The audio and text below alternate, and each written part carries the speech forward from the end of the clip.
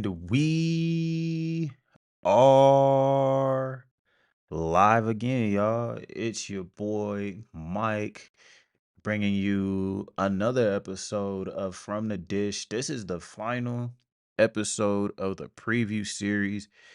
We made it, y'all. It's opening week. It's opening week. Y'all feel that? Spring is in the air, man. As soon as the time went forward an hour, that's how you knew. Life's just good right now. It's much better this way. We got baseball on Thursday, y'all. That's a beautiful thing. Today's Monday. It's Monday, March 25th. Got another late night show going on. It'll be the 26th before this episode is over. I'm gonna get this episode out to y'all tomorrow, the 26th. So be ready for that. This is the last one of the preview series, like I was saying. We have done all 30 teams now up to this point. So, yeah, this was a lot of fun. This was a lot of fun. I got to deep dive and really got to see what everybody's got going on. So, I think it was a real cool journey. If you listen to all six, shout out to you. A lot went behind these. Um, and yeah, if this is your first time with us, I'm gonna give you a quick rundown of the format. So, this is the preview series. What I do here is I base my projections against baseball prospectus Pacoda projections. Pacoda is a simulation player evaluation system. They crunch all the numbers, put it in a computer, let it do what it does, and then they spit out predictions for all 30 teams. I haven't looked at it since the last episode. I have no idea what it's gonna look like, but we're gonna figure this out together, y'all, just like the last few. So we're looking at the Pacoda standings as of March 25th. It was updated today. It definitely looks different from the last 5 weeks, that's for sure. All over the place, truthfully. But for the most part, my projections still stay the same. I don't know what Pacoda's got going on, but mine are pretty much gonna stay the same, barring any like massive moves between now and opening day, which I mean, the odds of that are extremely low. So let's jump in. I'm looking at the NL East and oh man, the NL East. This is one of the this isn't that interesting of a division, if you ask me, in comparison to others. Just because I think we kind of know how this one's gonna go, right? But with that being said, we're still gonna go through this. We're gonna go in reverse chronological order, and I've been rambling, so let's jump in. So at the bottom, y'all want to take a wild guess? Who could possibly finish fifth in the National League East? Yeah, the Washington Nationals. The Washington Nationals, who I'll have the pleasure of seeing in person this season, or displeasure. I mean, I don't really know if anyone's been there. Let me know how the ballpark is because the team is not that fascinating. In fact, Pacoda is giving them a 0% chance to make the playoffs. 0.00. They are one of three teams with 0% playoff chance. It wasn't like this a few weeks ago when I was looking because Oakland's at zero now, Washington's at zero, Colorado's at zero. It wasn't like that a few weeks ago. They must have been listening to From the Dish. They know they all got no chance, bro. But yeah, the Nationals. So the Washington Nationals, um, really, if you're a Nationals fan, the question here is where are you in the rebuild? Because you know, the championship was in 2019. You lost all of your guys, Juan Soto, Bryce Harper, so on and so forth. We don't have to go through the dark days. So at this point, you're in year, what, four of your rebuild? Because 2020, we'll throw that in the trash. So really 2021, 2022, 2023, and then now. So where are you in your rebuild? Um, during the off season, there was a lot of rumblings about the Lerner family selling the team, which they probably should have. But you know what? I'm gonna give them some grace because in the 2010s, the Nationals were a very strong team. They were in contention frequently. They had multiple chances. They came up short a lot. And then 2019, they kind of just broke through when nobody was paying attention. So I'm gonna give the Lerner family some credit here for building a sustainable winner for a large part of the last decade. But calendar flipped to 2020, hasn't been too kind to them. And now you're kind of looking at a team with question marks everywhere, truthfully. And they didn't do much to address it this offseason. They didn't really do much. Uh, let's take a look at who they got. So they got Joey Gallo, who's been kind of bouncing around over the last couple seasons. Because ever since he left Texas, I mean, he hasn't found himself. He's always been a high strikeout, high walk, high home run kind of guy, low average. But that's just become extreme in recent years to the point where you can't even play him anymore. It used to be like, okay, he's got a glove, he's got an arm, god damn it, just throw him in right, let him hit 30 homers, he'll strike out 200 times. It is what it is. You'll just take it. But let's look at him this spring. Again, it's spring. I say this every episode, it's spring. But this is what we got to base players off of right now. Do I think that this is going to be what his season looks like going forward? In this case, yeah, I do. It's because it's a track record. But it's still spring, it's still early, new team. But this is what Joey Gallo is doing this spring. Right now, he's got a 358 OPS, not OBP, OPS. 14 strikeouts. That's only in 34 at bats. And he's got 4 hits in those 34 at bats. That is less than ideal. If you're the Nationals, you brought him in on a 1-year deal. You're hoping maybe you can find some lightning in a bottle. You maybe trade him somewhere. You get some prospects. You replenish your team a little bit here, and you're good to go. Looks like Joey's got other plans because his OPS is 358. You also got Dylan Floro. He's looking to bounce back. You don't know what you're gonna get from him. And then you also pick up Nick Senzel, who, by the way, Cincinnati was like, "Yo, we don't think we can use you here. So see ya." And then now Nick Senzel is kind of getting a second chance in Washington, and he's taking over at third base now that Carter Keyboom has went down to AAA, and he's on a 1-year deal. So they got some 1-year deals here, and that's pretty much all they did. I mean, they signed some minor league guys. They got Zach Davies, Eddie Rosario, Matt Barnes, Jesse Winker. Those could be some interesting minor league signings. But I mean, overall, not a lot to be excited about here if you're a Nationals fan. Um, I mean, I guess the good news, you didn't lose much. I mean, you lost games, but you didn't lose many players. And the players that you did lose, they ended up just signing minor league deals elsewhere. So you don't feel too bad about it.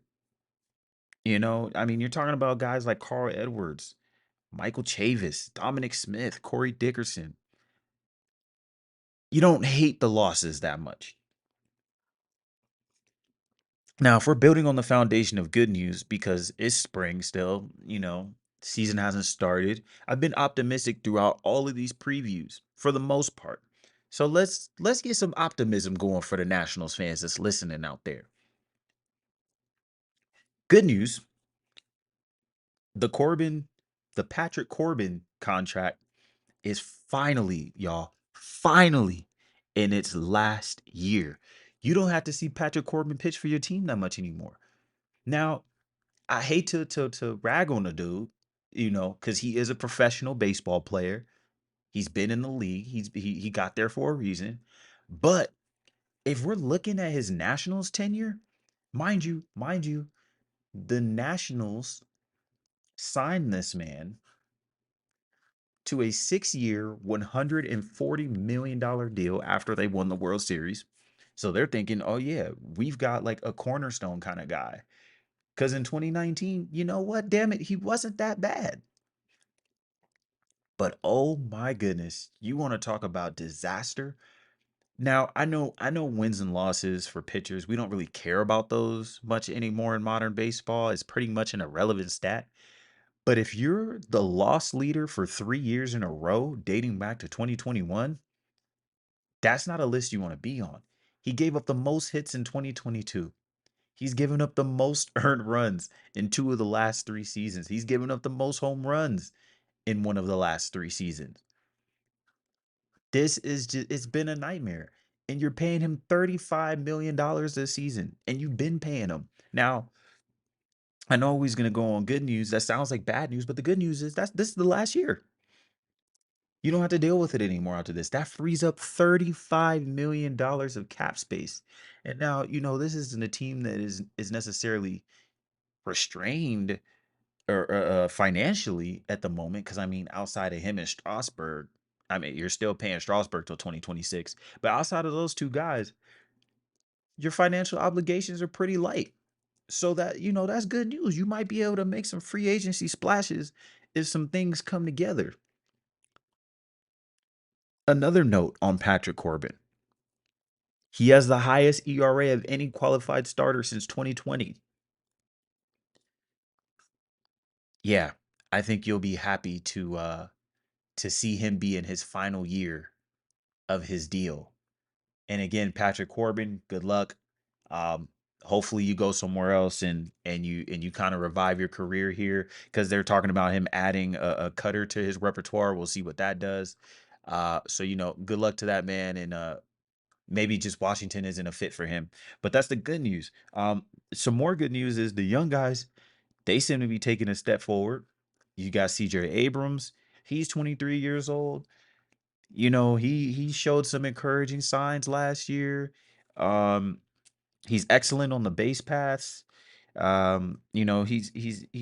got a high floor. I don't think he's got a high ceiling, but he's got a high floor. So you can get about an MLB average infielder with him, which that gives you some value. Um, I just think he needs to walk a little more so he can actually get on base and actually use his legs, because when he's on base, he's a really scary base runner. Um, he can take the extra base. He's a heads up base runner. He'll steal bases. So the goal here is just to get him on base more. You got Lane Thomas, who has a pretty high ceiling. He's a little bit of a late bloomer. He's 28 years old, but man, he had a 2020 season and no one talked about it. Guy's got some pop, strong arm, puts the ball in play, doesn't really strike out much, doesn't walk much, but he puts the ball in play. I can appreciate that. Bat to ball skills, right? And then you got Keibert Ruiz, who came from the Dodgers. They committed to him already, the Nationals did. They seem to believe in him. They gave him an 8-year deal. He's got 7 more years to go. He brings value with the bat, even though there's some questions about what he can do defensively. But at least you've got a long-term bat in your lineup. That's good. Um, you also got a strong prospect pool. I think that's good. You got Dylan Cruz. He's sort of a phenom. He hit 426 at LSU last year, won the College World Series at LSU last year. So they drafted him. I want to say he was a top 2 pick, top 3 pick. They bring him in. He goes to low A. He hits 355 in low A. They moved him up to double A after after 14 games in low A. And it might have been a little aggressive because he struggled a little bit in double A. But you let this guy cook a little bit. He's about as pure of a hitter that you can see in the entire like prospect pool. This guy is a big leaguer, and he'll be here very soon. And he plays a great center field, but he may end up on a corner, and I'll tell you why. Because they got another outfielder. His name is James Wood. Now, James Wood, I'm really high on this guy. I'm really, really high on this guy. I know Dylan Cruz seems like the face of the franchise. He's the guy that's gonna get it going, but I really like James Wood. He seems like a star. Um, he's got power to all fields. He's 6'6". James Wood is 6'6", lefty bat. Um, his frame kind of reminds me of Freddie Freeman, and the lefty, just like the lefty swing, kind of reminds me of Freddie Freeman. I'm not saying he is Freddie Freeman, but when I saw it, I couldn't help but think of Freddie. And James Wood, yeah, I mean, he can come up with Dylan Cruz, he can come up with Lane Thomas, and then you got a crazy outfield right there. I might have to make a blog about this just to dig a little deeper on these three guys, but that's a nasty outfield. If everything works out and they pan out, it's a nasty outfield. So that's the good news. There's still some pitching concerns here. You got some mix of, Josiah Gray, Mackenzie Gore, and Cole Irvin. I mean, we'll see what that gets you. Gray improved, but we'll see what he gives you. Gore is kind of he's a true outcome type pitcher. He gives up home runs, walks a lot, but strikes out a lot.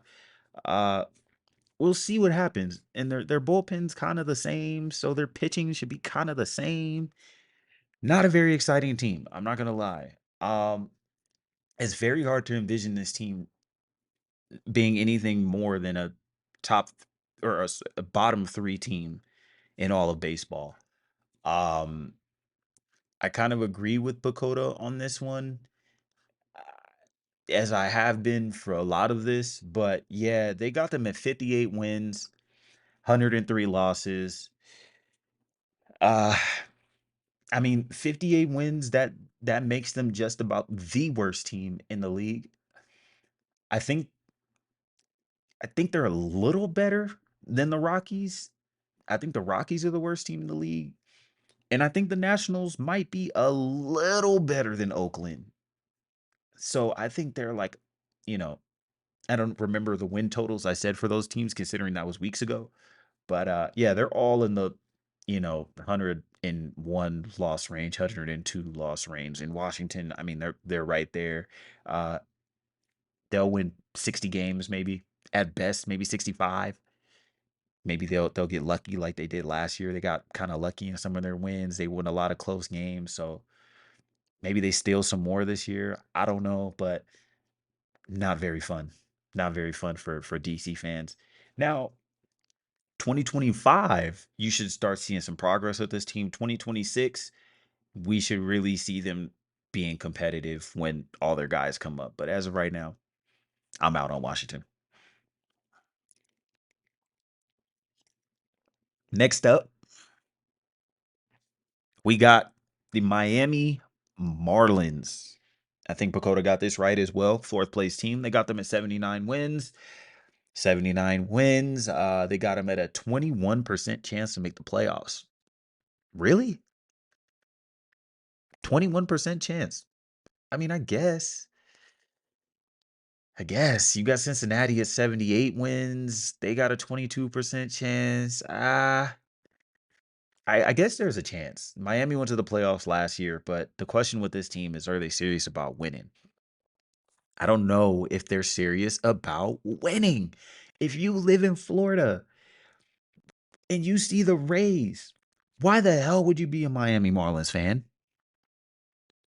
What the hell have the Marlins done for anyone? Are they serious? Look, this is a disaster.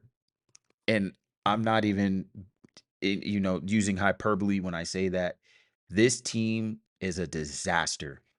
Um, I know they just went to the playoffs for the first time in 20 years. Congrats to them. But look, you signed Tim Anderson, and that was your only move that you did the entire offseason. You signed Tim Anderson. And matter of fact, you signed Tim Anderson like 3 weeks ago. Sorry, about a month ago at this point. That was February 22nd. And that's the only move you made. Literally. Literally. You made a couple trades, but I mean, they're just replacements. You just filled in average players with average players. And then the Kim Ing debacle. Kim Ing, for those who aren't familiar, she's the first woman general manager in sports history. In sports history. And they lost her. They lost her. And the industry, baseball, everyone has said that she has a wonderful baseball mind. Um, Everyone endorses her, the way she goes about things, the way she does business. I mean, for you to be the first GM in sports history, the first women GM in sports history, and she's also Asian American, which you also don't see a lot of. I mean, for all the barriers that she broke, she had to be great, and they lost her for nothing. They lost Derek Jeter in 2022 for the same reasons because they're not serious about putting together a winner. They have Kim Ing. She gets them to the playoffs for the first time in 20 years. And the first thing they do this offseason is they bring in another GM. They bring in Peter Bendix, another GM. He came from the Rays. And they basically say, hey, look, Kim Ing, yeah, you did great. We love what you did, but we're going to bring this guy in and he's going to be our president of baseball ops. Now, Kim Ing is taking a step back. She's like, whoa, whoa, whoa, well, wait a minute. What the hell am I then? Are you demoting me after I just got you to your first playoff appearance in 20 years? Are you serious? So there was a mutual option. The Marlins are like, yes, we'll bring you back. We love you, Kim Ing. Thank you for all you're done. Kim Ing's like, hell no, I'm declining this option. I don't want anything to do with you losers. But they get Peter Bendix. He's got a good background from what I've seen. He came from the Rays. He worked with Eric Neander, one of the best in the game. Um, and this guy, Peter, he specializes in development, evaluation, bringing players up, getting your guys ready. Because apparently the owner voiced his concerns about the lack of development with their position players in particular. And I started to think back, like when I read that, I started to think, I'm like, damn, who's the last great Miami Marlin bat? And the first name that came in my mind was Giancarlo Stanton. And they had some players back then. They had who else did they have come up with them guys? Y'all know JT Remuto came up as a Marlin, right? Um Marcelo Zuna. So they've had a couple guys, but overall, I mean, the bulk of their talent has been on the pitching side. And they had high hopes for Brian Anderson. He didn't work out, and some other guys, but it just hasn't worked out. So owners like, okay, we need someone who's going to develop some guys. They get Peter Bendix. On paper, looks great, but kind of leaves a bad taste in your mouth. You lost Derek Jeter and Kim Ing in back-to-back off seasons. If I'm a fan, I'm kind of like, what the hell? What the hell's going on here? And then they bring in Gabe Kapler, which is perplexing because he didn't do great on the managerial level, and they bring him in as an assistant GM, and it's just like, what's going on here, Miami? What's going on? And then they also brought in personnel all over the place, new farm directors, personnel managers, strength and conditioning managers. So a lot of what Miami did this season was not on the field; it was off the field, behind the scenes with the people who wear suits and ties, which you know that's great. You're trying to change your culture. I respect that, Miami. But God damn it, up to this point, you've shown us you don't want to win. So I got to see it before I believe it. And then, if transitioning to on the field, I won't spend too much time on this, but they lost Jorge Soler to the Giants. You're not only, but a significant piece of your lineup. You have concerns with your lineup, and you didn't even attempt to bring him back. This is a 30 home run guy, 35 home run guy. He was your best player last year. And this is what I'm saying. They can talk about wanting to build a winner. They can do all these moves behind the scenes to say they want to make a winner, but you don't even bring your top free agent back. You could have went out there and got JD Martinez. He's from Miami. You were connected to him for a little bit because he was sitting on the shelf for a while. He didn't sign till about what, last week, 2 weeks ago. You didn't bring him in. I don't think he wanted to come anyway. He said he's addicted to the playoffs. When he signed with the Mets, he said, I'm addicted to the playoffs, baby. Well, Miami, you ain't going to the playoffs. Maybe that's why he didn't come. Especially not when you got Sandy Alcantara out for the entire season with Tommy John surgery, your best pitcher, your ace, one of the best pitchers in the National League, gone down, out for the whole season. You needed a shortstop. You could have got Ahmed Rosario. You could have got Gio Urshela. You could have traded for someone, but instead you settled for Tim Anderson. Now, don't get me wrong. I like Tim Anderson. I think Tim Anderson's got something in the tank. But man, what a disaster of a season for him last year. We don't even have to talk about what happened with Jose Ramirez on the field. But he's coming off his worst season of his career, Tim Anderson is. And he's battling some injuries. I don't know how much we're going to get from him. I'm rooting for him. I'm a Tim Anderson fan. It's a 1 year deal. Maybe he can come back and establish some value. Maybe go to a winner and, continue his career because he's still young. I believe Tim Anderson's only 30 years old. He can go out there and reestablish some value. So that's a storyline to watch for Miami, I think, is to see what can Tim Anderson bounce back. And I feel like they didn't really improve the roster much. They got their young starters. They have young, controllable pitching. That's the most prized asset in all of baseball. That's what everyone wants. Young, controllable starting pitching. Miami has that. They have a window. And they're just kind of like blowing it off, man.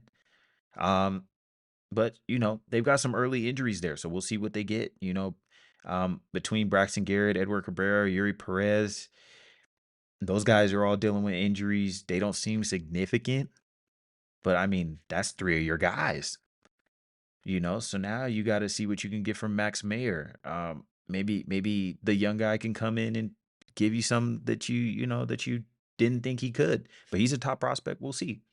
But yeah, man. I mean, this team has a lot of question marks, and it's just going to be more of the same as it was last year. Last year they got a little lucky. I'm not gonna lie, they got lucky in a lot of their games. Um, they were good in late and close games. We'll see how that unfolds going into 2024. But maybe Josh Bell and Jake Berger provide enough power to keep them afloat. Maybe Jazz Chisholm stays healthy. Maybe Varel Bruhan, who they traded for, maybe he figures it out because he can't go back to the minors. He's out of options. And, we'll see what happens. If I'm a Marlins fan, I'm like, screw the Marlins. But look, y'all, look, this is how you know the Marlins know that they screwed up. Because there's reports that's saying that they're going to try to win fans over with giveaways and they're going to allow stadiums and flags into the stadium, instruments, flags, things like that. They want to recreate the World Baseball Classic in Miami, which I'm not mad at, but it seems gimmicky. It seems like a team that knows they're losing their fan base, the small fan base that they have anyway. They understand that they're losing them and they're just trying to reel them back in with gimmicks. Stop the gimmicks, Miami. Go out there and put together a winner. Period. 80 wins. That's what they got them at. That's mid. That's average. I think Miami's a little worse than that. I know they're starters. They got young starters, but we got to see what they're going to give them. I'm not buying in on this Marlins team. I don't like it. They got a stench that I'm just not, I don't like it. So I'm out on Miami. I don't think they're going to the playoffs. 80 wins. I don't see 80 wins. I think that's excessive. I think they're more in the 75 range, 73 range, especially when you got, Philadelphia in your division. You got Atlanta in your division. Yeah, no, I'm ain't nobody worried about Miami. We're moving on. Third team, we got the New York Mets. The New York Mets. Pacoda's giving them a 44.7, so 45% chance at the playoffs, particularly 45% in the wild card, 0% at the division, essentially 0.9. So Um, a lot of numbers I'm throwing at y'all here, but essentially, they're giving them about a 50-50 chance to get in. Now, that seems fair for the Mets, I'll say. They seem like a team that has to get everything right to squeeze in. They're one of those teams that just squeezes in, you know what I'm saying? Um, Pacoda's got them at 84 wins. That's exactly what the Diamondbacks won last year before they went to the World Series. So, you get in, that's all you really got to do in this sport. But the question for the Mets here for me really is can they survive for a full 162? This is the team that was very volatile last year. They were up and down. You kind of don't know what to expect. Their ownership is pretty much saying, "Hey, look, this is a bridge year. We're preparing for 2025. Don't worry about this year." And if you're a team, excuse me, if you're a fan in the last year of your Pete Alonso era, that is not what you want to hear. Now, they may bring Pete Alonso back. We'll get to that later. We're not in that part of this segment yet. But if I'm a fan of the Mets and you're telling me that Pete Alonso is a free agent after this season, we're damn near broke. We're not a playoff team for real, for real. I mean, we are, but we got to squeeze in. How to? I have no faith. I have no hope in you right now. But it was an off season of change for the New York Mets. It was an off season of change. They got new president of baseball ops. I love that title. Just call it, why you gotta name it something fancy? The president of baseball ops. Feels like you gotta have your pinky up in the front office when you're doing that. I'm the president of baseball ops. I'm not just a GM. I'm a president of baseball ops. But anywho, first thing David Stearns does when he comes in as president of baseball ops is he fires Buck Showalter. He says, "Get out of here, old man. We're bringing a young guy in." They get Carlos Mendoza. They sign him for 3 years. Now, you can tell by what I'm about to tell you that this is a team not only with the highest payroll in baseball, but a team that's really struggling financially. I think you know their owner Cohen. He didn't he didn't cash as many checks as he wanted, or y'all know what I'm saying. He wrote checks that he couldn't cash. That's what I'm trying to say. Um, but yeah, their largest deal was Sean Manaea for 2 years, 28 million. That was their largest deal all off season. They signed a manager for 3 years for 4 million. They had to get an unproven guy, which Carlos Mendoza is, first time manager, if I'm not mistaken. And you got to kind of run it back and hope for the best. Because looking at their deals, I mean, we're talking about Sean Manaea, 2 years, 28 mil. We're talking about Luis Severino, 1 year, 13 mil. We're talking about Harrison Bader, 1 year, 10.5 mil. Ottavino, 1 year, 4.5 mil. Deekman, 4 mil. Shintaro Fujinami, 1 year, 3 mil. Joey Wendell, 1 year, 2 mil. Ori Lopez, 1 year, 2 mil. These are very, very bargain bin type deals, the tub at like Walmart with all the DVDs and CDs that they're giving away. That was the Mets. They were arm deep in that bitch and they were just like, yeah, we're getting the best deals we can. But I don't hate their deals, honestly. I think for a team that was bargain shopping, they did pretty well. I'm not gonna hold you. Um, Luis Severino has had a huge spring. He's looking like he's gonna bounce back. Again, it's spring. He pitched 14 innings. That's it. Can't judge a guy on 14 innings. But in those 14 innings, he only gave up 2 runs. He struck out 12, walked one, 1.29 ERA. Not bad. You got Sean Manaea. He's ready to bounce back. His final 81 innings of 2023 was a 3.78 ERA. I'll take it. Um, he's adding a sweeper to his arsenal. He's revamping his pitch mix this offseason. Um, Check out these stats against Sean Manaya's sweeper that he just added, by the way. He added this at the back end of the season. Hitters are hitting 140 against his sweeper, and they're slugging 163 against his new sweeper. So if you're the Mets, you give him a 2-year deal. He can opt out after this year. So, essentially a 1-year deal if you get a great season from him.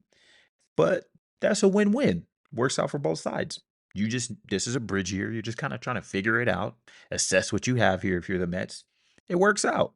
Um, and then, since we're on the rotation, you still got a Senga.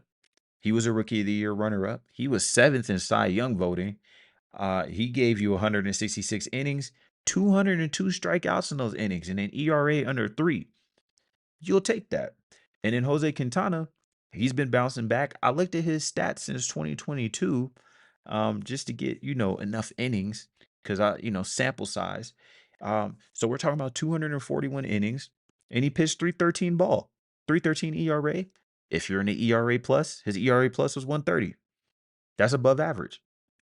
So, you know, there's some upside here in the rotation. You got Senga, Quintana, Severino, Manaya, and I'm missing one. Um, but yeah, that's not a bad rotation if everyone plays to their potential. But there's still questions there, I would say. I would say if I'm a Mets fan, I'm not holding my breath. Like, I still think the rotation needs a lot of help. You would hope that they would get one more arm, but a lot of what they did this season was adding bullpen arms. We talked about a few of those guys earlier. They added some bullpen arms, so they want to maybe shorten some games here because they know that Carlos Mendoza, a first-time manager, is probably going to have a fucking heart attack with this pitching staff, and he's going to want to pull guys, and he's going to go to that bullpen early. He's gonna go to that bullpen early. So they're like, "Hey, look, you want to go to that bullpen early because you're panicking, you're pushing the emergency button. Here, we'll give you some guys that you can throw in." So if everything works out on the pitching side, which has some upside based on the data and the analysis, the digging that I did, there is some upside. Uh, but there's some injury concern as well.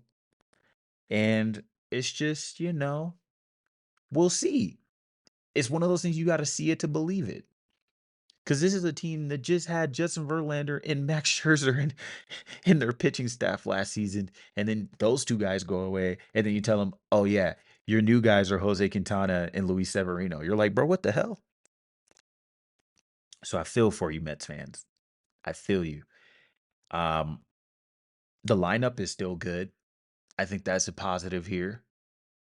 Your lineup is still good. A very expensive lineup though. And you're paying $21 million for a closer who he tore his ACL last year. He's looked good this spring, but $21 million for a closer is crazy. Uh, you still got Francisco Lindor. You're paying him $34 million a year until 2031.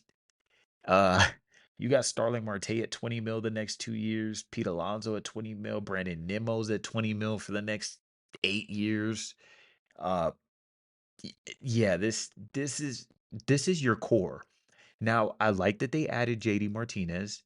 This JD Martinez deal is the structure is interesting though. I don't have it pulled. I'm gonna take another look at it here because the structure is really interesting. Shout out to Shohei Otani for making deferrals something we actually notice now because deferrals aren't a new thing. This is something that we've always seen, but now we pay more attention to it ever since the Otani deal. But check this out. So really what the Mets are going to pay this man is what they're really going to pay him this year. His base salary is 9.5 million. But they're going to pay him They're gonna pay him 7.5 deferred, and they're gonna pay him 1.5 million each July from 2034 to 2038. So you know, he'll be 50 in 2038. So kudos to him for making 1.5 mil for sitting on the couch. I think that's a Scott Boris win, right? We there was a lot of talk about Scott Boris this offseason, and if being one of his agents or him being your agent is worth it. I think that's a good deal. I'd sign it. Shit. I get to sit on the couch and make money in the next, decade or so. I'll take it. But yeah, the Mets have a lot of returning bats. You still got Francisco Lindor, Brandon Nimmo, Pete Alonso, Jeff McNeil. You added Harrison Bader, who can give you some speed, some athleticism. I like the lineup. I do like the lineup. Um, Ronnie Mauricio, one of their top prospects, who was still trying to figure it out. He tore his ACL, so he's out. That kind of sucks. But he's still only 22 years old. You fully expect him to recover and bounce back and be ready for next year. But if we're talking about this year, you're kind of like, that sucks, right? Um, and the big question mark for the Mets is, will Pete Alonso return? I feel like that's just hanging over their season. This is kind of like their, hey, look, Pete, this is what we can do for you. Stay with us, please. He's one of the most prolific home run hitters in the game. He plays in City Field and he's still knocking 50 homers. It's just incredible. You put him somewhere else, he might be a 60 home run guy. He might sneeze to 50 home runs. So, you know, he deserves an extension. Pete Alonso does. However, he'll be 30 this offseason. His type of player just, it hasn't aged well. And when you give these type of players mega deals, they tend to turn sour before they turn good. So I don't know if that makes the Mets a little apprehensive, especially considering their budget. It's just something to watch this year. Like, what are the Mets gonna do? What's Pete Alonso gonna do? They said they haven't even talked to him. Pete Alonso said he hasn't even talked to them about an extension. So Mets fans, I mean, it's not goodbye yet because the Mets have had other guys go to free agency and they brought him back. I think Brandon Nimmo was one of them, if I'm not mistaken. So it's possible, but that is the big question mark this year for the Mets. And a really cool footnote too: the Mets are gonna have a dance team. So we got two teams in the NL East fighting for fans. You got the Marlins; they're talking about letting people bring instruments, and you got the Mets; they got a whole dance team. I mean, hey, they must have seen what was happening in Korea. They was like, hey, yo, we got to get one of them. But anyway, that's enough on the Mets. They are a fringe playoff team. They feel like a 500 team. They just reek of 500. I can't see them being anything more than a 500 team.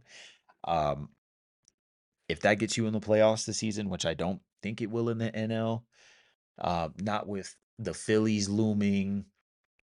Uh, who else is in the NL? You got the Diamondbacks, you got the Giants, the Padres. Yeah, I mean, is 80 wins enough? Is 81 wins enough? I don't know. I wouldn't be holding my breath if I were you, Mets fans. But on to the next team.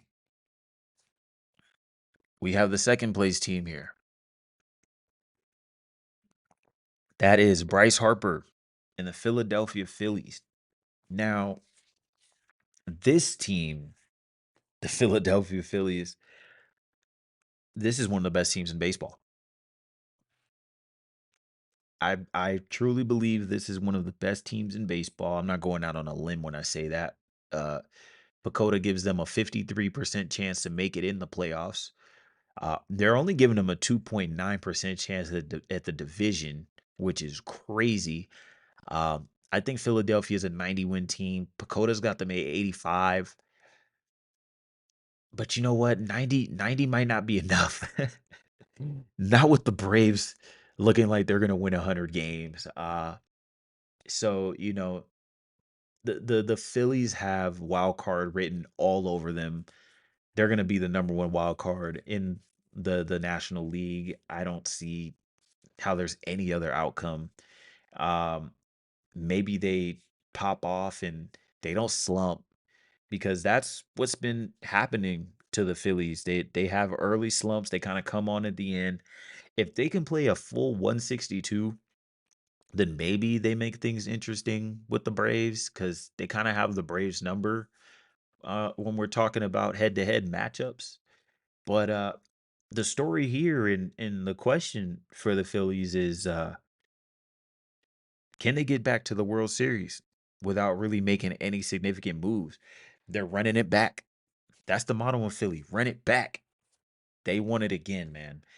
This team, this Phillies team, man, um, they just have an aura and a fire to them that I can't really say is the same for any other team in the majors.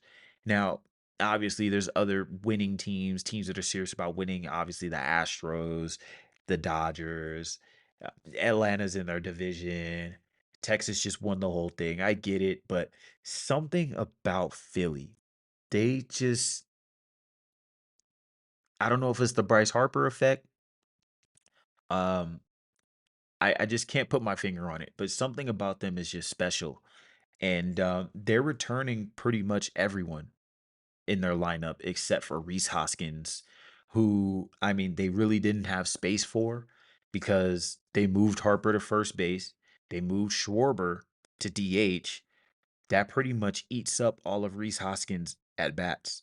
So it's really unfortunate because he has one of the most iconic hits in Philly's franchise postseason history. And, that guy's gone now, so there's definitely a void there, but, he didn't play that with for them last year, he tore his ACL in spring training, so, you know, while you'll miss him, you know what life without him looks like, and I think that's what makes it a little easier for the fan base and for the franchise to go their separate ways, and he ended up landing a lucrative deal, a kind of a bounce back deal with the Brewers, so, kudos to Reese, but this Phillies team, I mean, they added Whit Merrifield, uh, he'll platoon with Bryson Stott at second base. They brought back Nola. That's a headline. They brought back Nola and Wheeler. They got their top two pitchers back. Uh, with Nola, it feels like a decline is imminent. Not this season, maybe another 2 years or so. But it feels like a decline is imminent. His velocity is kind of dipping a little bit. His stuff isn't what it used to be, but he remains reliable. He remains durable. He's a franchise face. So you keep Nola, throw him the bag, say, hey, look, be a Philly for life. We love it here. We love you. Let's get it going. Run it back. They go up to Zach Wheeler, who may be the greatest free agent starting pitching signing of the decade. Uh, he's definitely in the conversation because those Wheeler type deals for starting pitchers typically don't work out. But his went just about as good as you would draw it up. And then it went so well, they were like, no, no, no, no, you're not going anywhere. We love you. You love it here. Come back, run it back. Um, so that's their top two. Their question for the mid rotation is what's Ranger Suarez and Taiwan Walker, what are those guys going to bring? They seem to be solid, reliable arms. I really do like them in a 3 and 4 slot. That's about what they are, 3 and 4 pitchers. So I think it's perfect. Um, but this is another team that has some budget constraints. Uh, I mean, it limited their additions once they threw Wheeler and Nola $300 million combined. I mean, it left no money for anyone else really. So I mean, the only thing they really got was rotation depth. They got Spencer Turnbull, 2 million, and they got Whit Merrifield, 8 million, so 10 million total. Not bad. Um, and then they also lost Craig Kimbrell. Say that three times fast. And they didn't end up signing a replacement for him. They didn't get a free agent closing pitcher this offseason. Probably again just due to the money. They were just like, "Yo, who do we sign?" There was no chance they were getting Hater. Um, I believe he was in talks with them. I believe I remember him saying he talked to them in an interview with Foul Territory, if I'm not mistaken. And it's just like, who is gonna close out games? But they have a solid bullpen. Their bullpen is pretty much the same. Again, they're running it back. That's the motto here. Um, Maybe Jose Alvarado closes games out. I would assume that's the guy. They haven't really assigned it to anyone, but I would assume it would be him.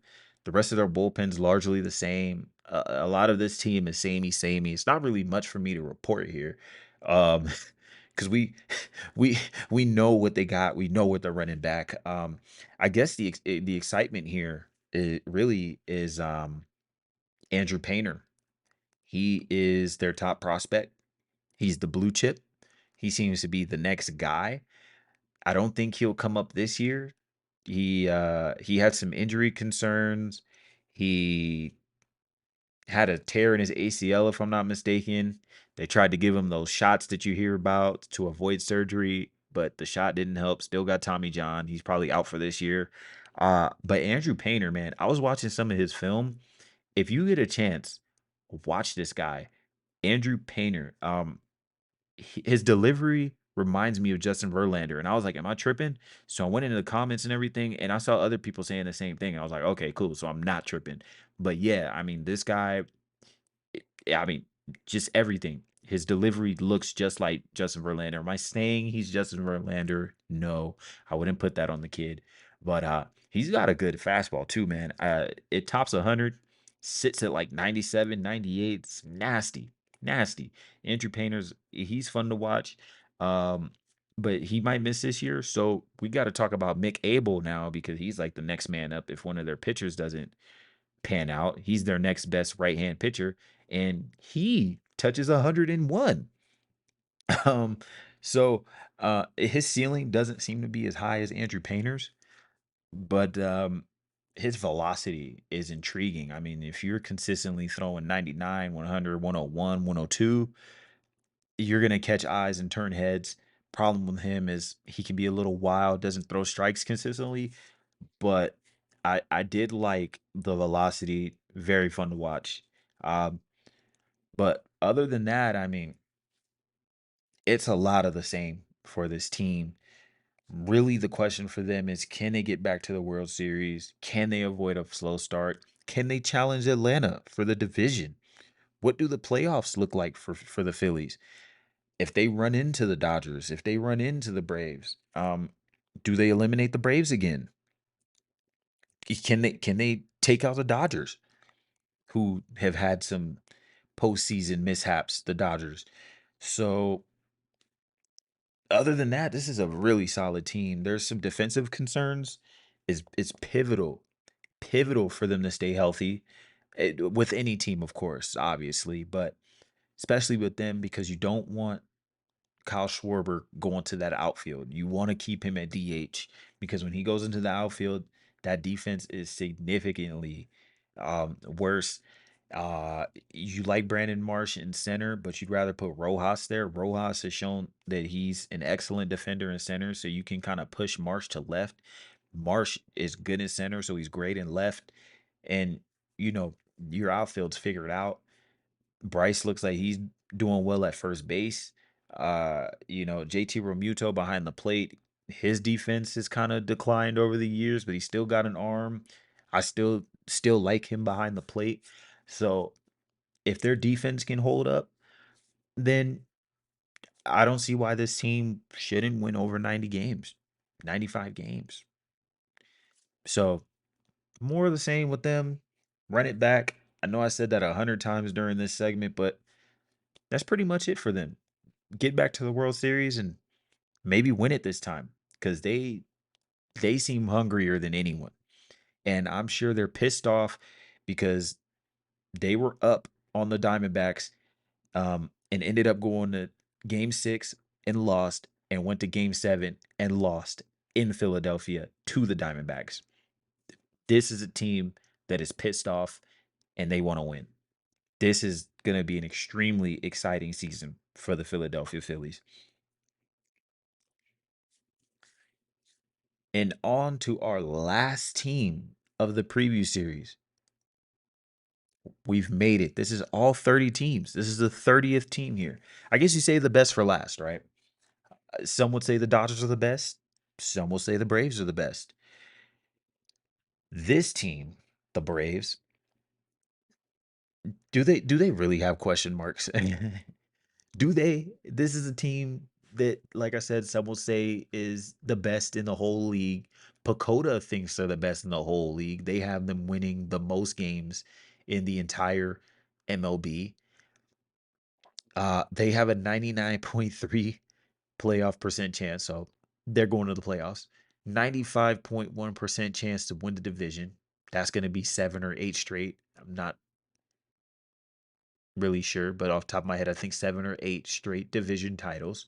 But Atlanta said they don't care about division titles. They said they just want to win it all.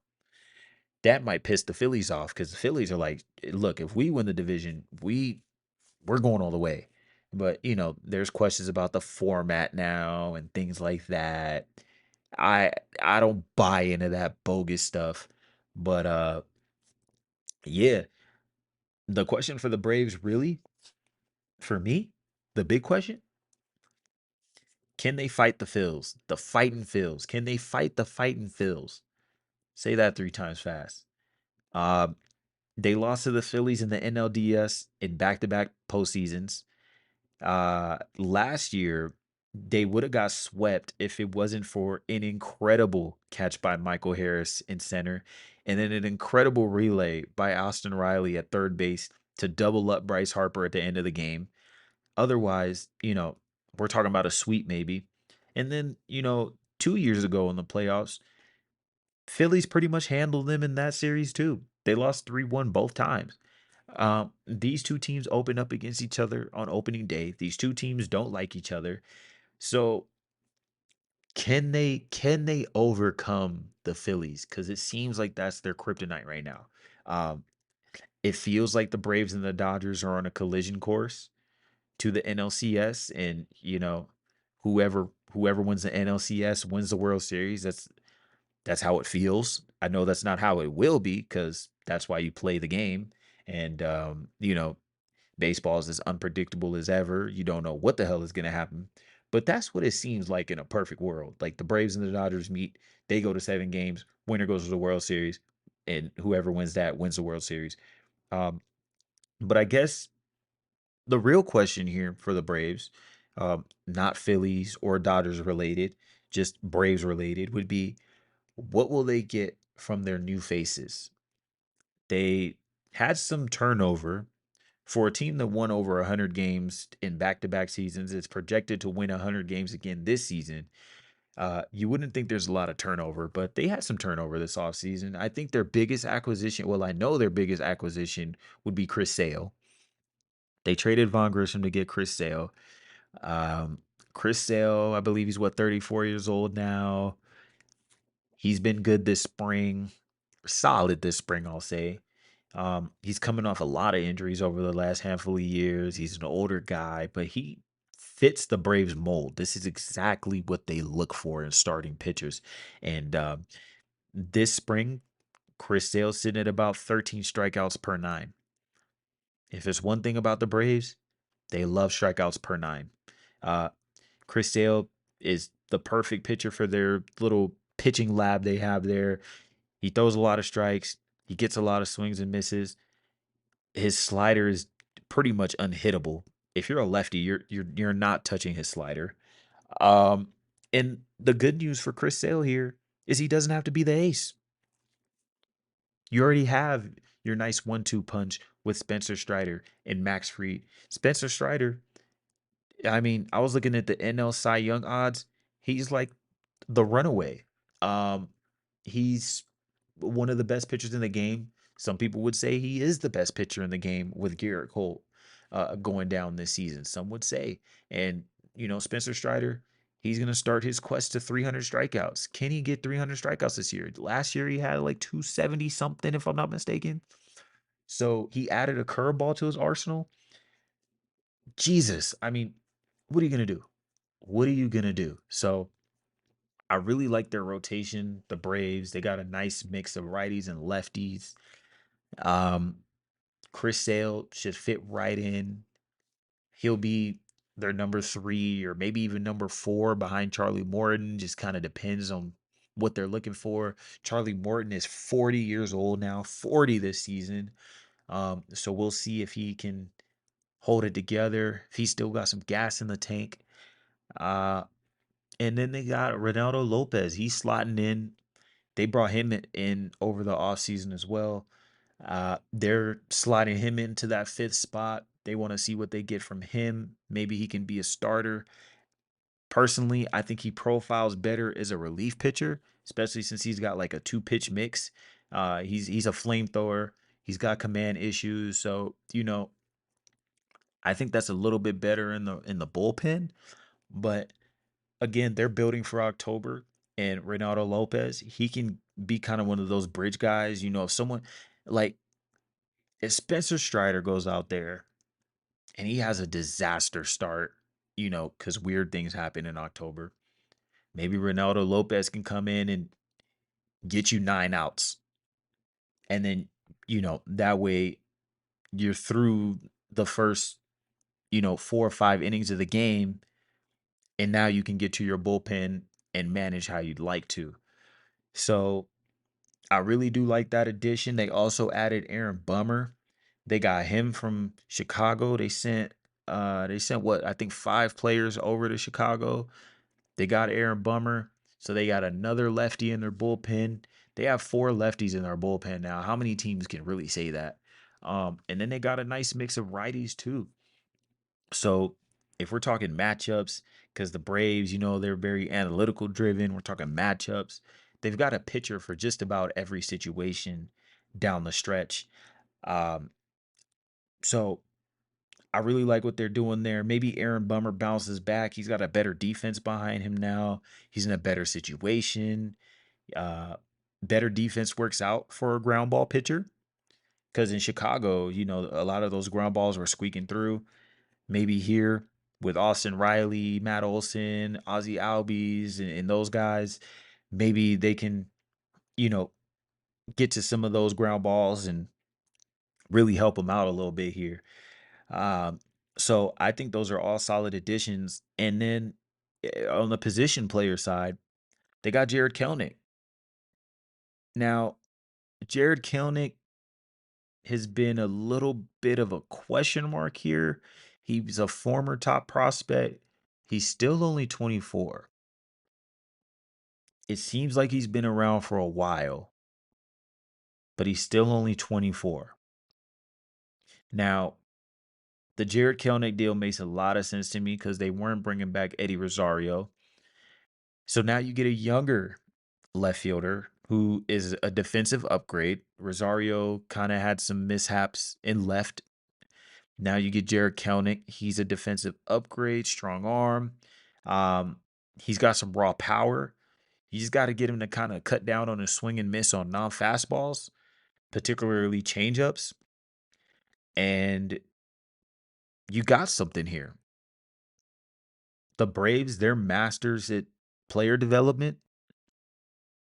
Jared Kelnick comes over, new franchise, no pressure. He has a chance to win. Maybe you get the best out of him. And again, he's still only 24 years old. He's only got one minor league option left. So if you want to send him down, you can. I don't know how much that helps you though. Cause he's been great in AAA. Every time Kelnick goes back down to AAA, he's smashing the cover off the ball. So there's no question about him at the AAA level. Now it's all about getting him ready for the majors. And if the Braves are able to develop him, he's got a high ceiling still. And he's a free agent in 2029. So you got him for 5 years. You can get Kelnick right in 5 years if you're Atlanta. This can be really scary for opposing teams. Because if you're talking about a good Jared Kelnick, we don't know what that looks like yet. We haven't seen it. But if you're talking about a good Jared Kelnick, I mean, that extends his lineup even more. A lineup that was already a historic lineup. It was easily the best in the majors last year. And then you get this guy, and he gives you some versatility because he's a lefty. Yeah, I mean, they just know what they're doing in Atlanta. There's not very many teams that can really say they know what they doing. Atlanta know what they doing. Um, I mean, again, this is another team. They still got the same guys. Ronald Acuna, who stole 70 bases last year. He's projected to steal 55. You got Ozzy Albies.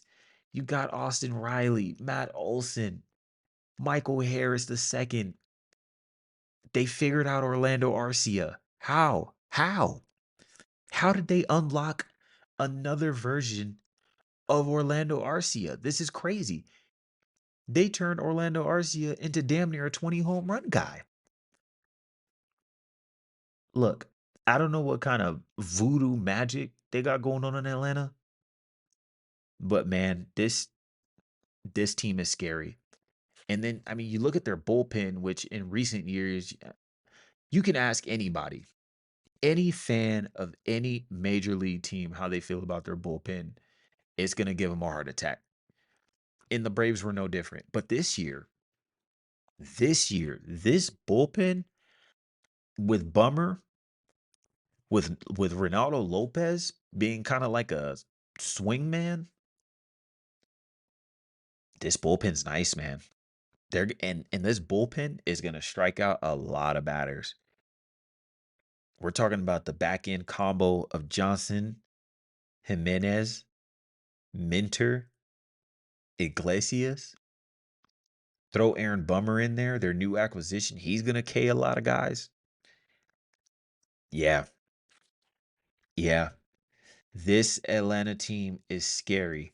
Um, again, the only question mark really is can they beat the Phillies? Can they beat the Dodgers? Other than that, it all it's all about the World Series for this team. Will they win it? That's the question, Atlanta fans. Will the Braves win another World Series? Because then if they win this year, that's what they won in 2021, was it? I want to say they won. Um, they win it this year. That's two in 3 seasons, right? Yeah. I mean, yeah. They are on their way to a dynasty if they keep this going. And, this is a team, I mean, I guess we're going to talk about the prospects, but I mean, if you're talking about young pitching coming up, they still got Huascar Ynoa. They still got him. Um, yeah, man. I mean, Ian Anderson, he's hurt, but they still got him. Maybe he can kind of bounce back. They still got Bryce Elder. This team is loaded, man. This team is loaded. That's pretty much all I can really say about them. Their farm has been gutted over the years. They were known for perennially having a top farm system, but obviously they had to trade a lot of those guys. They still got Hurston too. I didn't name Hurston Waldrop. I didn't name him either. He kind of slipped my mind, but they got him. Uh, yeah, man. We'll see what happens with this team, but they should continue to bang. They should continue to allow Ronald Acuna to steal a lot of bases. Jared Kelnick, he can get in on the fun too. Michael Harris, he can get in on the fun. Ozzy Albies, y'all can come steal some bases too. They're versatile. They're powerful. This is a really good team. We'll see. But like I said with the Dodgers, I said this during the Dodgers episode too. When you're expected to win, it's a little different. I won't say they have the same target on their back as the Dodgers do, but when you're expected to win, because now we're talking about a dynasty here. If you want to be a dynasty, Atlanta, which comes with pressure, you got to start winning. Granted, they won in 2021. We'll see what they do this year. And guess what, y'all? We made it to the very end of the preview series. I don't know what I'm gonna do with myself. I've been doing this for 6 weeks. I don't know what to do with myself after this anymore. Like, do I start going outside now? Do I talk to my friends now? Like, what do I do? But we made it. We made it. Um, Again, if this is your first one, feel free to go back and listen to the previous episodes. I covered all 30 teams, did deep dives for all of them, similar to this one. Um, and thank you all for listening. We'll be back next week with a new podcast. It won't be the preview series. So this now I'm keeping y'all guessing. You don't know what's coming up. We'll see. Thank you as always. Send this podcast to your friends, your family. Follow me on socials, from the dish on every social media, Instagram, Twitter, YouTube, from the dish. And thank y'all again. We're out of here.